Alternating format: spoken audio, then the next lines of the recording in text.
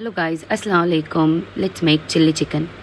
We need onions, garlic, green chilies, capsicum, ginger garlic paste. For marination, we need chicken. I have used the less boneless, 2 eggs,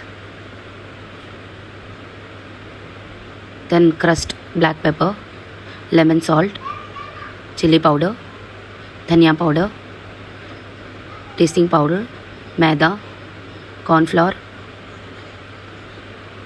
salt, ginger garlic paste, jeera powder, vinegar, soya sauce, green chili sauce.